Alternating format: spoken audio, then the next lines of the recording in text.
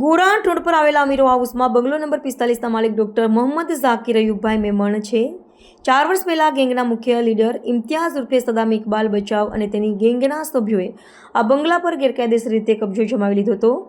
ગેંગના આતંકને કારણે ડોક્ટર અને તેમનો પરિવાર પોતાના જ ઘરમાં પ્રવેશ કરી શકતા ન હતા। જ્યારે એસઓજીએ સદામ અને તેની ગેંગ વિરુદ્ધ ગુજસી ટોક કાયદા હેઠળ ફરિયાદ દાખલ કરી હતી, ત્યારે ગેંગના સભ્યોમાં ભયનો માહોલ ફેલાઈ ગયો હતો। આ કાયદા હેઠળ કાર્યવાહી ઘણી કડક હોય છે અને લાંબા સમય સુધી જામીન મળતા નથી, જેથી ગેંગના સભ્યો થરથરી ઉઠ્યા હતા।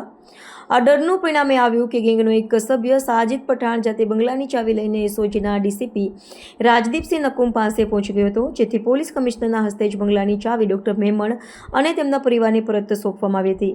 આ ક્ષણે ડોક્ટર અને તેમની પત્ની ભાવુક થઈ ગયા હતા। લાંબા સમયથી ચાલી રહેલા સંઘર્ષનો અંત આવતા તેમના ચહેરા પર રાહતની લાગણી સ્પષ્ટ દેખાતી હતી। બંગલા પર પહોંચતા મેમણ દંપતીએ ડીસીપી નકુમ અને પીઆઈ સોનારાને મીઠાઈ પોતાના હાથે ખવડાવી મોઢું મીઠું કરાવ્યું હતું।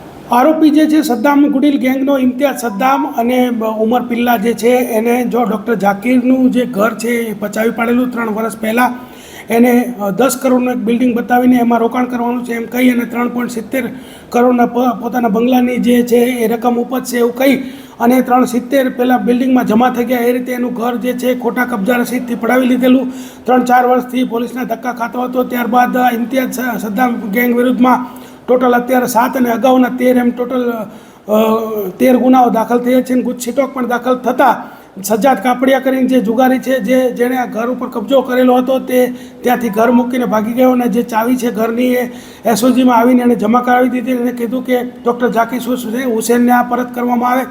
ત્યારબાદ માનનીય પોલીસ કમિશનર શ્રીના હસ્તે આ ડૉક્ટર ઝાકીર હુસેનને જે છે પોતાના ઘરની ચાવી સુપ્રત કરવામાં આવી છે।